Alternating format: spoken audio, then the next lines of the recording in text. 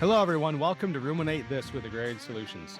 Join us as we explore ruminant nutrition and the impact of mycotoxins. Here, we challenge your curiosity and explore new industry insights and research to optimize your herd's health and performance.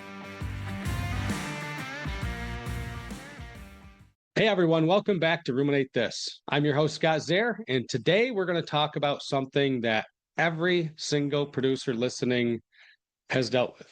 Whether you realize it or not, you've definitely dealt with it. And it's that moment that you as a producer walk through your barn, you look at your cows and say, they look fine. So why does something feel off? Maybe milk is a little bit soft.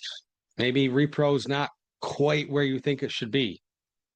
Maybe somatic cell is drifting a little bit.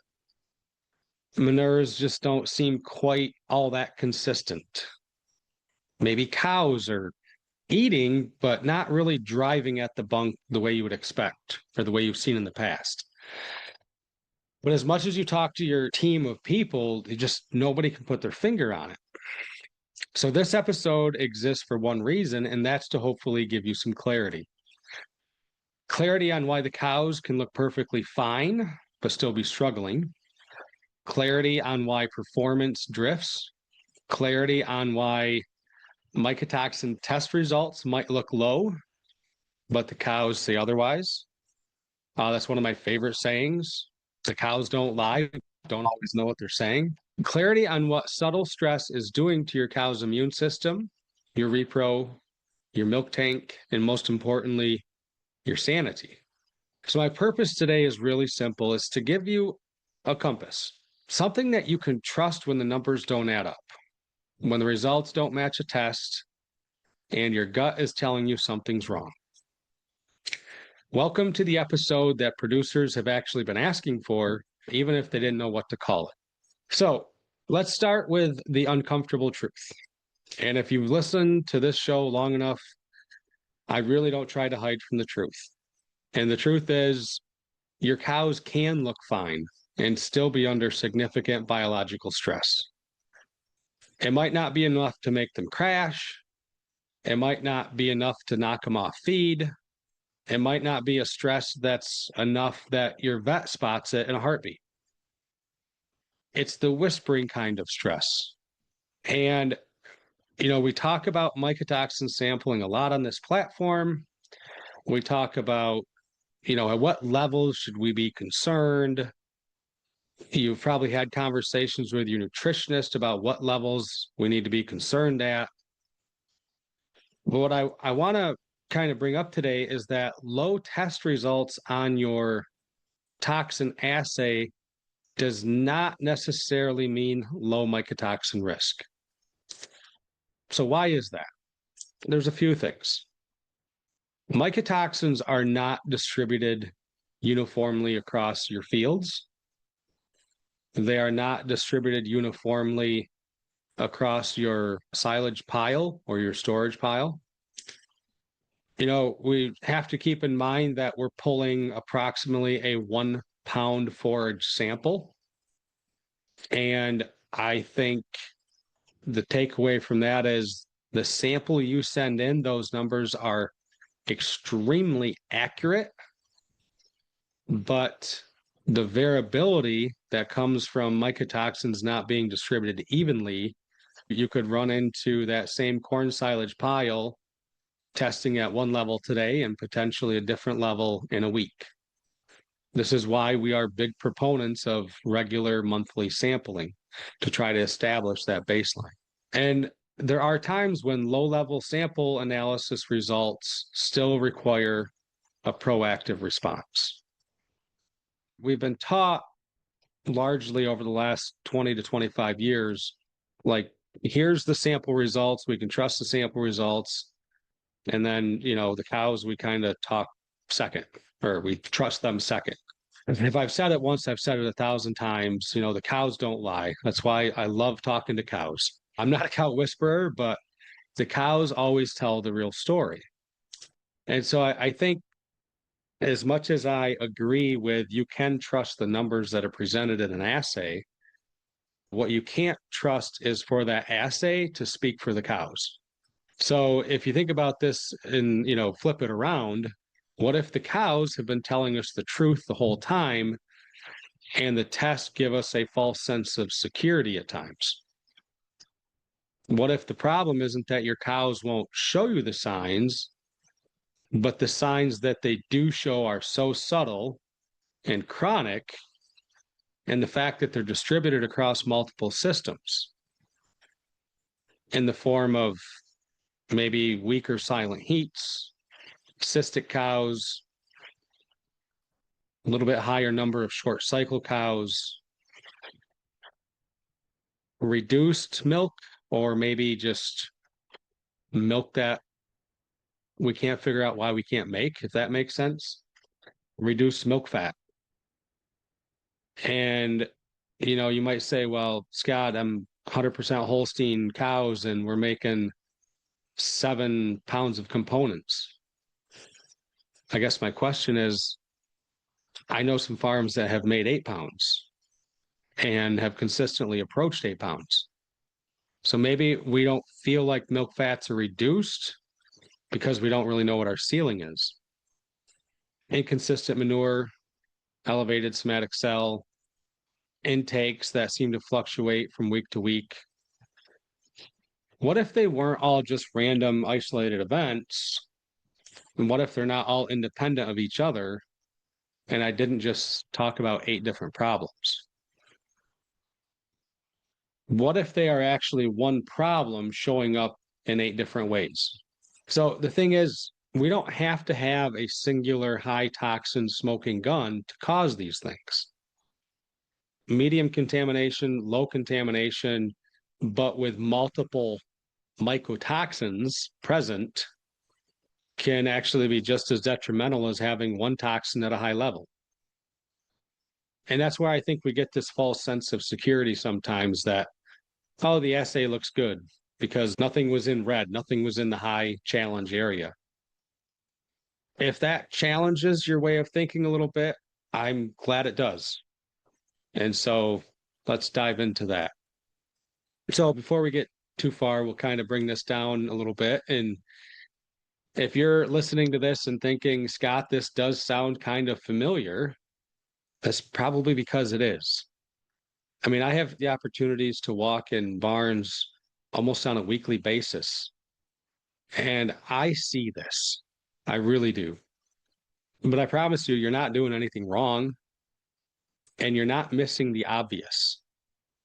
You're not failing as a producer, as a manager, as a nutritionist. In fact, probably most herds I've ever visited that are experiencing, I would call it a lower mycotoxin challenge, they don't crash. There's no smoking gun. And the 5 years that I've been with Agrarian, I can tell you there's only been one time out of all the farms I've ever visited, the nutritionists I've ever worked with, where I got to the farm and I said it verbatim. This might be the only time I've ever seen an acute mycotoxin issue. We had toxin levels so high that as soon as we started feeding the corn silage, everything went to crap. It was that big of a deal. I've never seen it since. I'd never seen it before. Most herds that are experiencing low-level mycotoxin pressure, they don't crash. I would more describe it like they drift. And drift is really hard to diagnose when you're in the barn. It's the same idea of, when we talk about, I can walk into a herd and say, the dry cows look a little heavy. And the herdsman that sees the dry cows every day hears that and starts looking back and say, oh, you know what? Maybe they are a little bit, or maybe vice versa, right? Sometimes you're too close. Sometimes you're sitting in the boat that starts drifting and you can't realize that you're drifting, but you are. So recently I was on a farm. The transition cows moved from the heat out pile to the main pile. And within 2 weeks, we had a spike in mastitis, a few cows with what looked like blackleg type swelling, rumination dropped, manure was inconsistent, had some cows going off feed, and milk just kind of softened. And, the cows overall looked fine. And it wasn't that we were convinced it was toxins. In fact, we didn't really know, but it's time to take a test. And it's time to figure it out. And what did we find out? Low toxin numbers. But when you look at our DTX decision chart, and I'll link that in the show notes, what we had was multiple mycotoxins present. We had transition challenges. We had repro challenges. We had production challenges. We had inconsistent manure. We had elevated cell count. And why I love the decision chart is because mycotoxin challenges are not cut and dried. It's never just like I would say it like this. It's not like when you have 4 different mycotoxins present, they all affect the cow in the same way. So there's only one area that gets challenged. And the cows were telling us a different story. The cows were telling us that there's an issue with the transition challenges, there's an issue with the repro challenges, production, manure, cell count, etc. We added in DTX, and within a couple of weeks, the cows were eating more consistently. We saw somatic cell scores start to come down. By the time the first herd checks rolled around, there was more cows pregnant. Your palpation rate is the first number that we see that starts to get better. And it really wasn't because we fixed toxins, but because we restored the immune system, the toxins were quietly suppressing. And that's the big thing. When you let DTX take care of the toxins, the immune system doesn't have to. Let's talk about south on the compass. It's okay to admit to ourselves that sometimes cows whisper and we miss it. I can remember a dairyman that I used to breed cows for. His name was Jim. Jim was probably the best cowman I've ever met in my entire life. Milked 100 cows, knew every cow by personality and name. Even Jim would sometimes miss when a cow was off. Like, it's human, you're human, it happens. We don't have the fortune of cows standing there with a megaphone telling us what's wrong, right? But I think that's what I love about what we do at Agrarian is that you each have access to the entire Agrarian team to help listen to those cows. So we've named the problem, we've aligned the truth. So let's give some structure to this. So how do we use that DTX decision chart? And again, it'll be in the show notes. You can check it out, grab the PDF of it. But look at the different categories and you check every box that applies to what you're seeing. So maybe it's multiple mycotoxins present in the TMR, transition problems, repro drift, somatic cell or immune type problems, erratic intakes, reduced milk, inconsistent manure. So the number of boxes you check is essential level. And if checking 3 or more boxes, your herd is not really necessarily dealing with a feed issue. You're probably dealing with an immune suppression issue. And there's a good chance it is coming from the mycotoxins. So step 2, we match those symptoms to known toxin patterns. So from the mycotoxin guide, you'll see that if Don hits intake, so what I just talked about was the DTX decision chart. The other resource I'm going to link in the show notes here is the mycotoxin guide. So Don is going to hit your intakes, probably going to soften up on milk.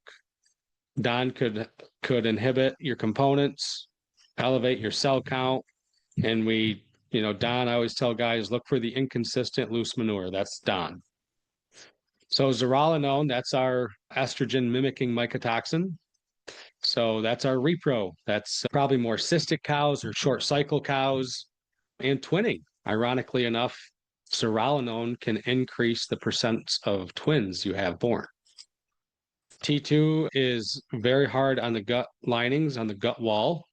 Think bloody manure and hemorrhaging. Oftentimes, I think hemorrhagic bowel is misdiagnosed as, I think T2 poisoning is misdiagnosed as hemorrhagic bowel syndrome. And then fumonisin, it's going to hit that gastrointestinal lining and help decrease milk yields. So overlaying the symptoms, what I would say is, I can't reiterate this enough, that the number you get back on your assay from Zearalenone labs, that number is extremely accurate. But it doesn't necessarily mean it's representative of your entire corn pile or, tomorrow's TMR. The guide kind of shows clearly that, as we know, mycotoxins aren't distributed evenly in the field, in the storage pile, in the bunk. The sample we pulled today is a snapshot of what's in front of the cow today, not what's in front of her tomorrow or next week. And so kind of all of that means that the trend that you see from the boxes you check plus the samples is greater than the test all by itself. And the pattern you see with all the challenges that you seemingly can't put your finger on is greater than the parts that we have within that pattern. And your eyes. Trust your eyes. I know data makes us feel good. We try to use data to confirm what our eyes are telling us. But sometimes I think we need to use our gut to confirm what our eyes are telling us. And then one of the things I always encourage people to do is let's look back 90 days. So let's ask ourselves, what subtle things have crept in the last 90 days? Are multiple systems all drifting at once? Does repro feel off? Not bad, not unacceptable, but off. And I would almost say I would define off as being, I'm a firm believer that if you're doing a good job mitigating internal stressors and you're good at getting cows pregnant, your weekly percent pregnant on herd check day should be running 80%. I truly believe that. So maybe you're running 80% weekly, but 1 week a month or 3 times in the last 2 months, we only had 61% of the cows pregnant on vet check day. Are the cows eating, but yet some days they're not? I would encourage you to go look at your weightbacks. Is there a pattern that shows where maybe the week that we didn't have a good herd check was also the same week we had more weightbacks? And then has somatic cell climbed slowly without a clear event that you can tie to it? And if the answer to those questions are yes, then we need to adjust. And the other thing about the DTX Decision Chart is we're able to evaluate these challenges and combine it with the toxin assay results, and we can adjust our rate of DTX based on the score of the boxes you checked. And so if you look at that DTX Decision Chart and you want to use it, find out what the score is that you came up with, where you fall in the chart, and take a picture of the DTX Decision Chart, email it to me, podcast@agrsol.com. And if you have any rumination data from your systems, or you want to send me your last 3 months of performance, like I'll be your second set of eyes. And not just me personally, like the team at Agrarian will be your second set of eyes. Because once you see that pattern, you can't unsee it. And I think this is one of those things that just speaks to the things that I've learned from the great people here at Agrarian, as far as, it's one thing to get all crazy and bent out of shape or worry about high toxin samples. That's when everybody in the room knows what the problem is and we all know how to fix it. But these are the things that actually make us lose sleep. It's when we see something and we can't quite put our finger on it. And I think the DTX Decision Chart does that. So I think once we kind of align that compass for you and send you that feedback, again, this is a serious offer. podcast@agrsol.com, and we'll take a look at it. But I think once you are able to kind of see things through that lens a little more clearly, hey, and I'll be honest with you, if we don't think it's a mycotoxin problem, we're going to be the first ones to tell you. I promise you that. So to wrap things up, this episode really isn't about mycotoxins per se. I would say it's more about alignment, about maybe using a compass, something like the DTX Decision Chart, to help us understand what the cows have been trying to tell you. Hopefully, I've been able to provide some clarity instead of noise around this topic and restore some confidence where there's been some uncertainty growing. Because it's about giving you direction when the symptoms don't seem to make sense. So with that in mind, again, I'm going to throw it out there again. Check in the show notes, the DTX Decision Chart, the mycotoxin guide, and podcast@agrsol.com. If you have questions on how to fill out the decision chart, shoot me an email, podcast@agrsol.com. I'll walk you through it, send the results back to us. We'll consult on it and get back to you and let you know. With that in mind, I will see everybody again in 2 weeks. Thanks for listening. Thank you for listening to Ruminate This with Agrarian Solutions. Look for our next episode in 2 weeks.